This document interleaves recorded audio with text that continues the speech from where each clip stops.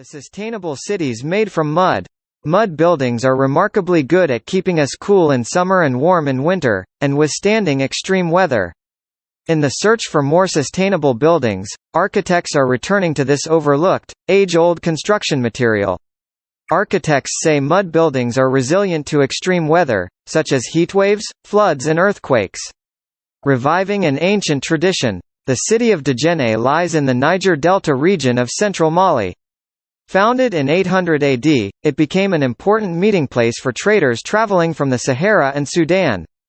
Djenné is known for its magnificent earthen architecture, especially its Great Mosque, which is the largest mud building in the world, standing almost 20 meters tall and built on a 91 meters long platform.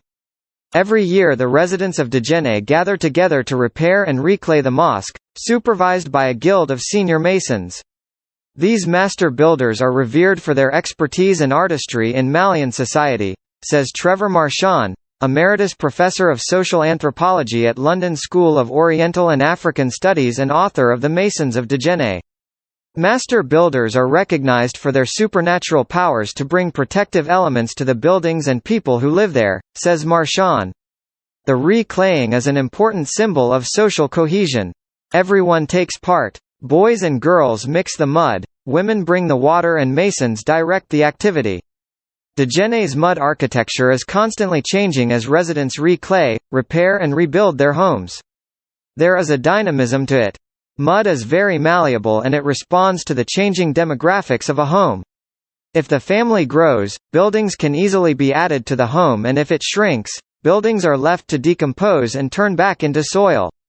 Sustainable construction. The ancient building practice is inspiring modern-day architects, such as Serbian Dragana Kojičić, who specialises in raw earth construction. Our ancestors were really clever and really practical. They used what they had around them, says Kojičić. The earth was everywhere and it could be used for everything: walls, floors, ceilings, stoves and even roofs. Kojičić, who completed her training at the Center for the Research and Application of Earth Architecture, restores and builds earthen houses across Serbia, reviving ancient building methods. Mud is contagious, it is love at first touch. You don't need to wear any protective gear when handling the material, she adds. With earthen, Heringer, an Austrian architect who creates buildings using natural materials such as mud and bamboo, agrees. It is a wonderful feeling to touch the earth. You don't need any tools to build with it, you just use your hands. Heringer has been working with mud for almost 20 years and has designed many notable earthen buildings, including the Mehdi Handmade School in Rudrapur, Bangladesh, for which she received the Aga Khan Award for Architecture in 2007. Mud is a very inclusive material. Poor and rich can build with it. The Mehdi Handmade School was built entirely with local materials, such as mud, straw and bamboo, and constructed by a team of local builders, craftsmen and the students themselves. Earthbound materials such as loam and straw are combined with lighter elements like bamboo sticks and nylon lashing to shape a built form that addresses sustainability in construction in an exemplary manner. The annual reclaying of the Great Mosque of Djenné in Mali is considered an important symbol of social cohesion. Mud is the champion of future sustainable construction, says Heringer. It is the only material we can recycle as often as we like, without using any energy. It actually gets better the more you use it. It's a bit like a dough, as you work with it, the material changes and responds.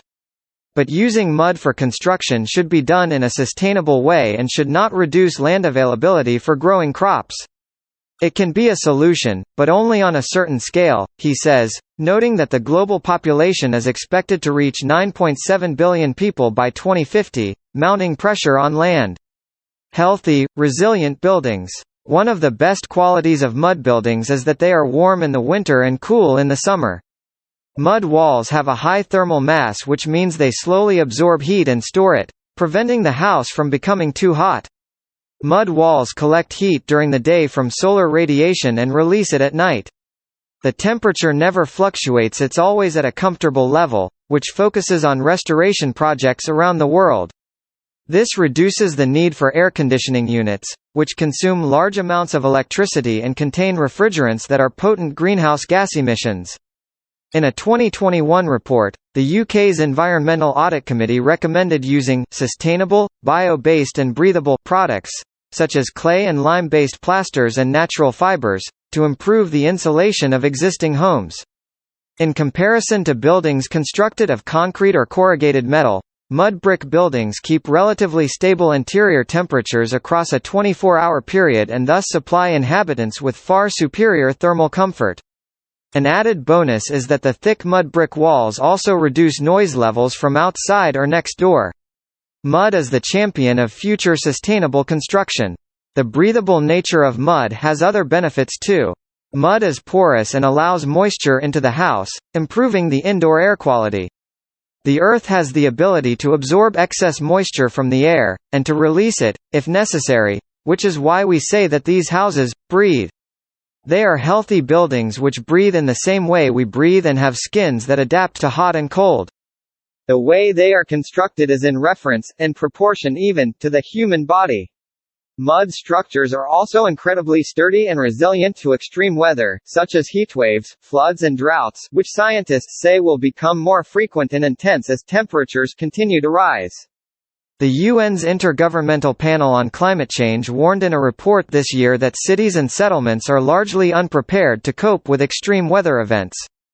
To avoid costly damages and protect people, they must invest in climate-resilient buildings and infrastructure, the IPCC said. Earthen architecture can withstand extreme events such as earthquakes and heavy winds, because of the ability of its structure to distribute the load that it faces on its surface, unlike concrete or cement. But mud buildings' resilience to earthquakes depends on the intensity of the seismic waves and the soil in which they are built. Mud buildings are also protected from seasonal rains and flash floods due to the damp-proof and protective external rendering used in several layers of refined mud, ash and lime coating and plaster. The impact of flooding on mud buildings varies, depending on whether they are built in a floodplain and have strong foundations, according to Jerome. A severe flood in the Hadramaut region in east-central Yemen in 2008 damaged 5,000 mud buildings, which had mostly been built on a flood plain, with few or no foundations. The flood damage in Yemen's nearby desert valley Wadi Dawan was far less severe because the mud dwellings' foundations are more than 1.5 meters deep and built of dry stone, which means water does not rise up through the soil. Paths in the valley are designed as breakwaters that channel water into the irrigation channels of the date palm groves. Only about 25 buildings were impacted throughout Wadi Dawan. People who wish to live in a modern, comfortable home should consider one made of mud. Mud buildings are extremely adaptable. If you want to pull a wall down or change the design, you can recycle all the materials. Overall, this makes for highly sophisticated as well as sustainable design. Every mud house is comfortable, can be totally adapted and easily retrofitted with electricity and plumbing.